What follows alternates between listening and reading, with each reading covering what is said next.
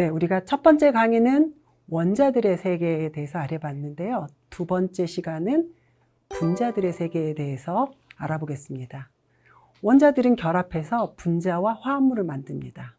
수소 원자 두 개가 결합해서 수소 분자, 산소 원자 두 개가 결합해서 산소 분자, 질소 분자, 물은 수소 두 개와 산소 하나가 결합해서 물이라고 하는 화합물을, 탄소 하나와 산소 두 개가 결합해서 이산화탄소라고 하는 화합물을 만듭니다. 같은 종류의 원자들이 결합해서 만든 걸 우리가 분자라고 하고요. 서로 다른 종류의 원자가 결합해서 만들면 그건 분자라고도 하지만 화합물이라고 합니다. 그럼 원자는 왜 따로따로 혼자 존재하지 않고 결합을 할까요?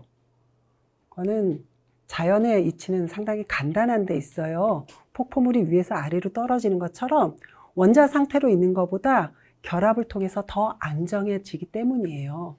자, 우리가 지난 시간에 원자 내에서 전자들의 배치를 배웠죠. 그 중에 N이 제일 큰 껍질에 있는 전자를 원자가 전자라고 얘기합니다. 그 안쪽에 있는 전자는 다 내부 전자로 퉁치는데요. 이 원자가 전자가 결합에 참여하는 전자입니다. 더 중요한 전자라고 할 수 있어요. 원자들의 특징을 나타낼 때. 이 원자가 전자가 18쪽에 해당하는 8개의 전자를 가질 때 안정성을 갖게 돼요. 그래서 원자들은 원자가 전자가 8개가 안 되면 결합을 통해서 원자가 전자를 8개를 가지려고 합니다. 여기 네온이나 알곤처럼 8개의 원자가 전자를 두려고 결합을 하게 됩니다. 수소와 헬륨은 8개가 아니라 2개, 1s에 2개 채우는 게 꽉 찬 구조여서 사실 수소는 저렇게 전자 하나를 서로 공유해서 결합을 형성하게 되면 왼쪽에 있는 수소, 오른쪽에 있는 수소 전부 다 2개의 전자를 가져서 꽉 찬 구조를 가지게 돼요. 원자가 전자가 5개인 질소는 3개를 더 가져서 8개가 돼야 되죠.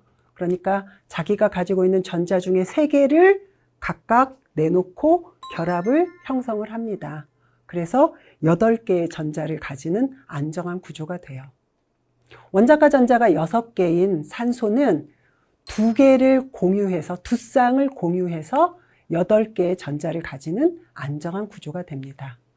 이렇게 두 원자 핵이 원자가 전자를 서로 각각 하나씩 내놓고 그 한 쌍의 전자, 2개의 전자를 양쪽의 핵이 쉐어링, 공유함으로써 가지는 이러한 결합을 공유결합이라고 부릅니다.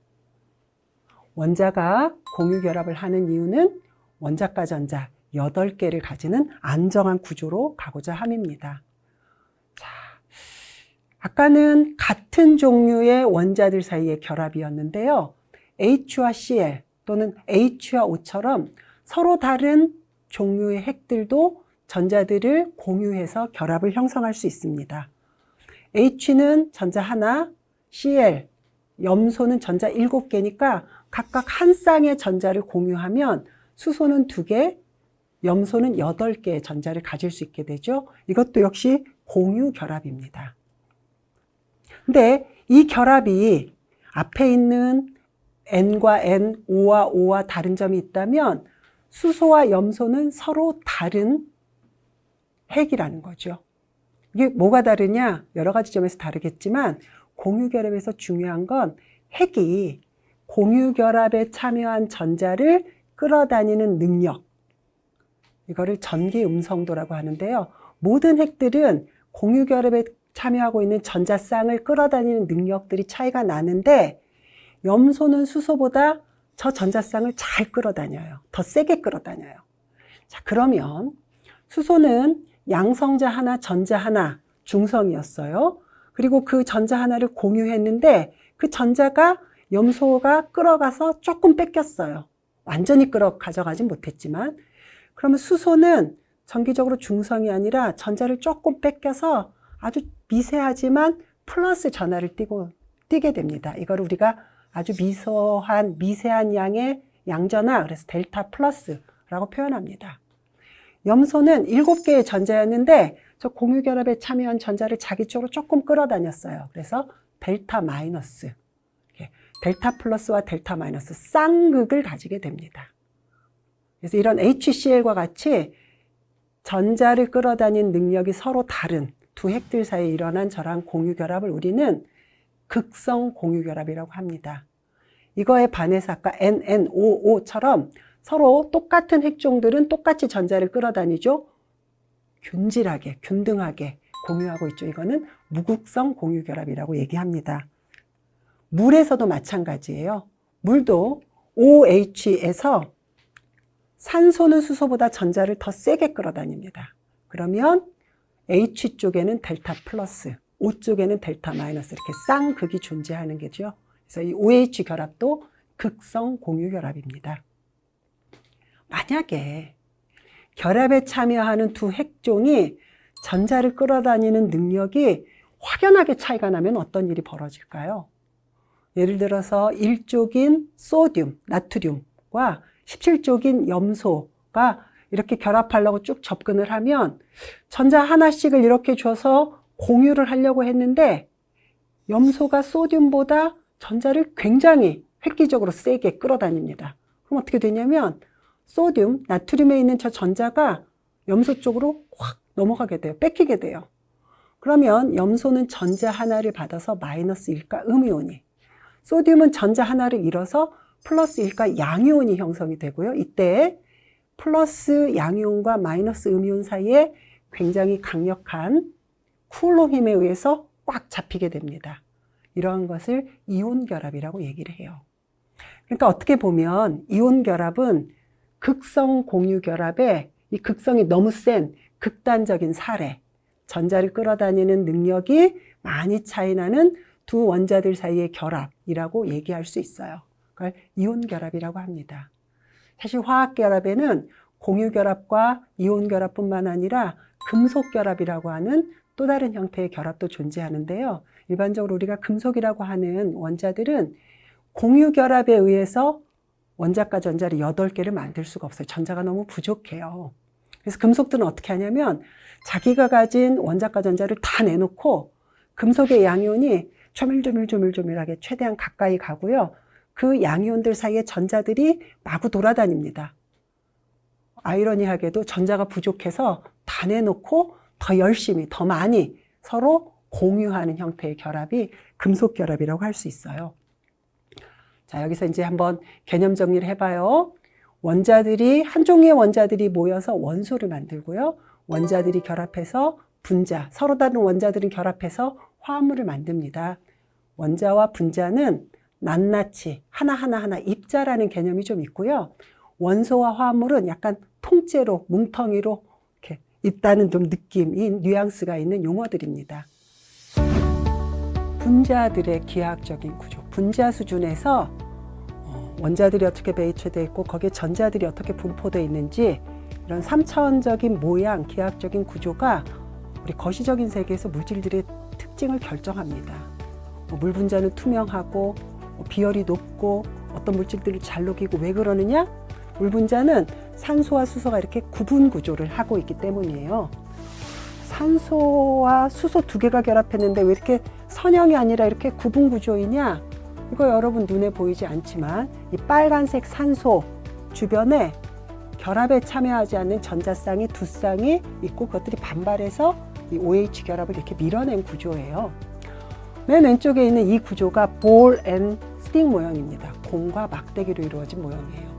실제 분자는 이거보다는 이 가운데 이게 더 가까워요. 왜냐하면 여러분 잘 아는 것처럼 원자들이 쿨롱 힘에 의해서 서로 붙잡혀 있는 게 결합이기 때문에 거리가 멀어지면 쿨롱 포스가 줄어들잖아요. 힘의 공백이 생겨요. 그래서 사실은 최대한 가깝게 있는 거, 그래서 이 구조에 더 가깝습니다. 저기 있는 공과 막대기를 사용한 구조는 원자들 사이의 결합을 강조하기 위해서 막대기가 강조된 그림이에요. 이건 최근에 나온 모형인데요. 칼라 코디드 모형이라고 얘기합니다. 여기서 빨간색은 전자를 끌어다녀서 전자가 몰려있는 델타 마이너스 음으로 하전된 부분이고요. 이 파란색은 전자를 뺏겨서 핵의 양전하가 밖으로 나와 있는, 완전히 나와 있지는 않겠지만요, 델타 플러스 구간입니다. 이 초록색은 정기적으로 중성인 구간이죠. 이렇게 나타내면 전자가 여기 몰려 있으니까 이 부분은 전자가 없는 쪽, 플러스인 쪽을 끌어다니겠구나. 여기는 지금 전자가 부족하니까 전자가 많은 쪽, 델타 마이너스를 조과하겠구나. 모양은 이렇게 생겼구나 하는 이 물질의 화학적 반응성 또는 물리적 특성을 잘 예측할 수 있게 해줍니다. 이렇게 해서 물 분자에 마이너스와 마이너스는 서로 막 밀고요. 마이너스는 플러스를 끌어다닙니다. 그래서 이렇게 델타 마이너스가 델타 플러스를 쫙 끌어다니게 되면 물 분자는 하나가 아니라 실제로 여러 개의 물 분자들이 이 상온에서 가지는 운동 에너지에 의해서 서로 끌어다니는 부분이 떨어졌다. 그런데 또 끌어다니니까 붙고 떨어졌다 붙고 떨어졌다 붙고 이거를 계속해서 반복하는 굉장히 다이나믹한 구조입니다. 이 물 분자의 델타 마이너스 산소 쪽이 델타 플러스 수소 쪽을 얼마나 강력하게 끌어다니냐 하면 OH 공유 결합이 1옹스트럼이라면 델타 플러스와 델타 마이너스가 서로 끌어다니는 이 상호작용으로 끌어다니는 걸 한 1.8옹스트럼 거리에 있어요. 공유 결합까지는 아니지만 공유 결합의 5분의 1, 10분의 1 정도로 되는 상당히 분자 간의 힘이지만 상당히 막강한 쿨롱 힘이 작동하고 있다는 걸 알려줍니다. 물 분자가 이렇게 강력하게 상호작용하는 거는 물이 비열이 높고 끓는 점이 높고 또는 얼음이 육각 구조를 가지고 하는 것과 밀접한 관계가 있습니다. 그럼 무극성인 분자들은 어떠냐? 무극성인 분자들은 전기적으로 평균적으로는 중성을 이루고 있지만 순간적으로 균질성이 깨져서 순간적으로 극성을 쌍극자를 가지게 되면 주변 분자들께 극성을 유도해서 분자들 간의 힘이 존재합니다. 근데 극성 분자들은 애초에 델타 플러스 델타 마이너스 쌍극을 가지고 있기 때문에 더 강력하게 쿨롱 포스가 작동한다고 할 수 있죠. 물같이 OH 결합 또는 NH 결합이라고 하는 결합을 가진 물질들은 극성인 물질들 사이의 쌍극자 상호작용 중에서도 가장 극단적으로 큰 수소 결합이라고 하는 힘에 의해서 서로 상호작용을 하게 됩니다. 물질들 사이의 상호작용이 크면 자유롭게 떠다니는 기체로 존재할 수 없고요. 서로 이렇게 자꾸 끌어다니니까 뭉쳐서 똑같은 온도와 압력 조건에서 액체로 존재합니다. 왜 어떤 물질은 상온에서 액체로 존재하고 어떤 물질은 상온에서 기체로 존재하느냐? 분자와 분자의 구조에 따라서 물질들끼리 서로 끌어다니는 힘, 분자 간의 상호작용이 다르기 때문입니다. 물질들은 화학 반응을 통해 더 다양한 물질이 만들어져요. 태초에 수소와 헬륨밖에 없었는데 지금 우리는 엄청나게 다양한 물질 세계에 살고 있습니다. 자, 우리 두 번째 강의 마지막은 자연에 존재하는 가장 간단한 분자 몇 개를 살펴보는 것으로 마치겠습니다. 수소, 질소, 산소, 이원자 분자고요.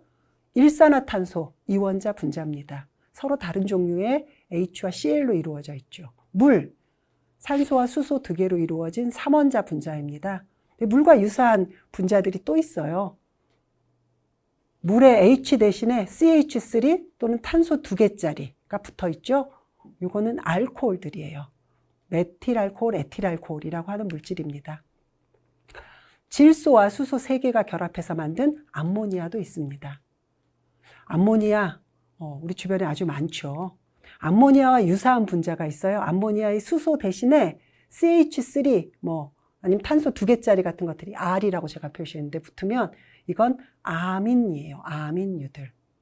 우리 예를 들면 단백질들이 분해돼서 나오는 많은 물질들이 아민유들이죠. 탄소에 수소 4개가 붙은 메테인도 있습니다. CH4인데 사실 이제 저렇게 되면 저 H들이 다 같은 평면이 아니라 공간에서 최대한 멀리 이렇게 존재하거든요. 이게 메테인입니다. 메테인도 마찬가지로 H 대신에 다른 CH3 또는 탄소 2개짜리, 탄소 3개짜리가 붙은 저러한 물질들이 있을 수 있어요. 우리가 이거를 탄화수소, 탄소와 수소로 이루어진 화합물 탄화수소라고 얘기합니다. 근데 이렇게 탄소로 쭉 연결된 이러한 화합물들 탄화수소, 자연에 많고 중요한 물질들인데요. 이때 탄소는 일직선으로 있는 게 아니라 여기 보렌 스틱 모형에서 보이는 것처럼 지그재그로 존재합니다. 그래서 아래처럼 이렇게 꺾은 선으로 분자들을 표현하기도 해요. 마지막으로 아미노산이에요. 아미노산은 메테인하고 상당히 유사하죠. 탄소의 4개의 결합이 있는데 메테인보다는 조금 더 복잡한 것 같습니다. 자, 이렇게 다양한 물질들의 세계를 우리가 다음 시간에 알아보겠습니다.